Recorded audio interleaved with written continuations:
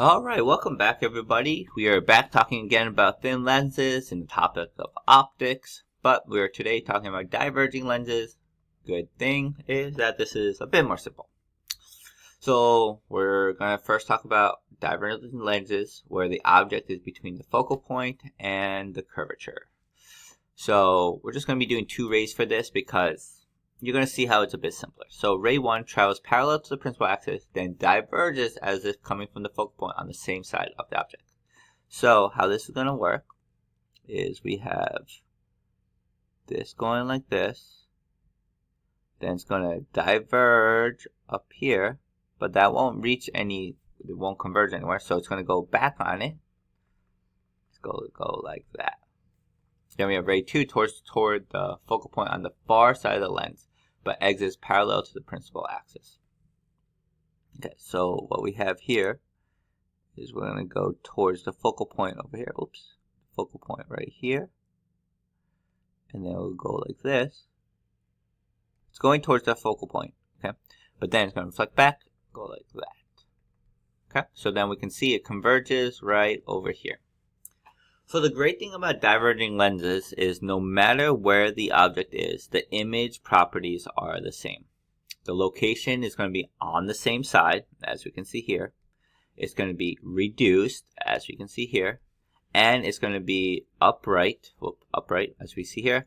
And it's going to be a virtual image because it's on the same size as the object. So no matter where this object is, we're going to have all these things on the same size, reduced, upright, and virtual. Okay, so where does the image appear when an object is placed between f and the curvature of a diverging lens? Just talked about this. So he's on the same side as the object between the lens and the f. And again, that's for whatever situation, wherever the object is for a diverging lens. Okay, trace the following diagram to find the location of the image. Okay, so we're going to just do 2. This one is going to go here. And then what we have is going to be going towards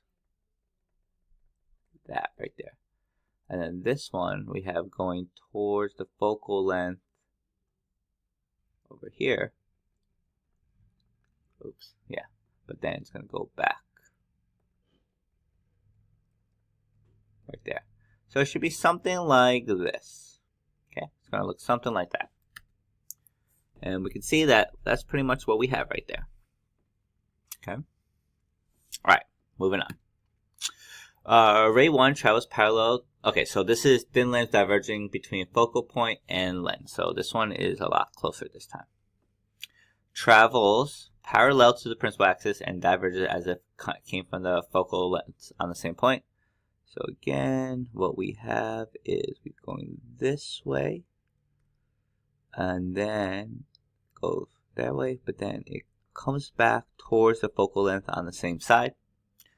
And then ray 2 travels toward the focal point on the far side of the then emerges principal axis. So what we have here is it goes toward this, but then it goes back this way, and then this goes back over here.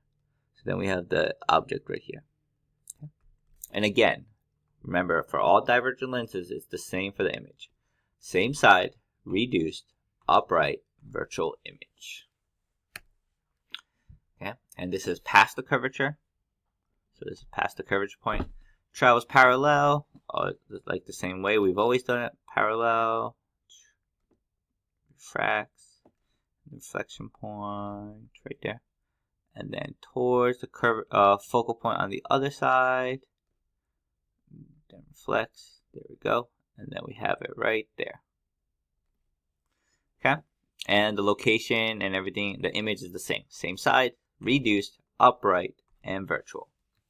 Okay, so that's what makes this a bit more simple with diverging lenses, is the image location is always kind of the same, no matter where the object is. Okay, what type of image does a diverging lens always produce? So remember, it's always virtual and upright. And look back at the notes we were just talking about to learn about this, but this is the good thing about diverging lenses, things are consistent. Where is the image formed by the diverging lens? On the same side as the object. Okay, moving on. Trace the following diagram to find the location of the image. Okay. So first one, we're going parallel. Then we're going to be going towards the focal point on the same side. The next one, we're going towards the focal point on the other side. Oh, no, that's too much.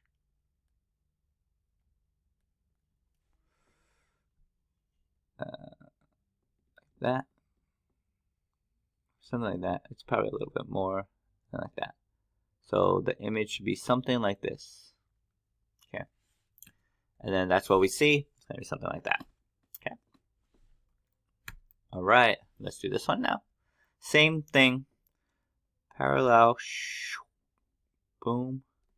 And then we're going towards the focal point on the same side. And then let's go towards this focal point. So it's going to be like, and then we're going to go down this way. So the image is going to be something like this. Looks like that. Okay. All right. What happens to image size as an object moves further from the diverging lens? So this is a little bit different, but as we can see, the further and further it goes, so it's kind of like the converging lens, it gets smaller and smaller. This is a little bit of a summary of what happens at every point. The good thing is it's pretty much the same thing. You can see image is on the same side. The size is reduced at every point. The orientation is upright and the type is virtual. Okay. All right, so that's pretty much it. Next time we talk, we're going to do, I think, the last video where we're talking about the math of all of this. So hope you guys are excited for that. See you with the next one. Bye.